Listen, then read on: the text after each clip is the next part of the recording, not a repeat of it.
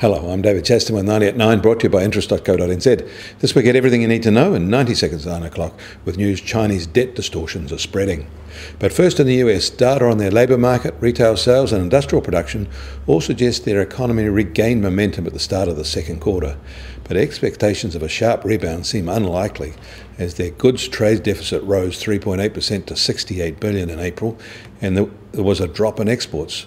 Rising inventories in both the retail and wholesale sectors are also weighing on growth. In China, the number of companies issuing US dollar debt is rising and the values are ballooning. Chinese companies pay higher yields, which attracts bond investors, but the sheer size and sudden rush into this is impressive and not necessarily in a good way. This Chinese debt suddenly now exceeds a quarter of all emerging market corporate dollar debt. In Australia, Moody's is reporting that default rates for securitized car loans is rising. In fact, one Liberty tranche has a weighted average 30-day delinquency rate of 9% in March, up from 7.7% in December. However, the average was much less at 1.7%, but that was up from 1.4% in the prior quarter. And staying in Australia, one of their leaders in the export education industries has collapsed. Classes have been cancelled for 15,000 students at 13 campuses across the country. The event is sure to sour the reputation of this sector and affect New Zealand in the primary markets where students are recruited.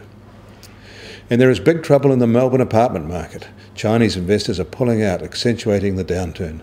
Around 5,000 new apartments are expected to be completed and up for sale this year, but 80% of Chinese buyers will not be able to settle because they can no longer get finance. They'll either forfeit the deposits or abandon the sale and sell at a loss. In New York, the US Treasury 10-year yield is still at 2.25%. The yield inversions in China have unwound today with the yields for their government 2, 5 and 10-year debt all now at 3.69%. The price of oil fell sharply today. US crude benchmark is now back under $49 a barrel, while the Brent benchmark is just under $51.50. OPEC has extended its agreement on output cuts until March 2018, but markets are highly sceptical this move will be effective. Gold is basically unchanged at $1,256 an ounce. Meanwhile, the Kiwi dollar has been holding its own, supported by positive views of the New Zealand budget and fiscal situation. It's now at 70.3 US cents. On the cross rates, the Kiwi is at 94.3 Aussie cents and 62.7 Euro cents. The TWI is still at 74.6. And Bitcoin is higher again today, but only marginally, at $2,501. I'm David Chaston, 90 at 9, brought to you by interest.co.nz.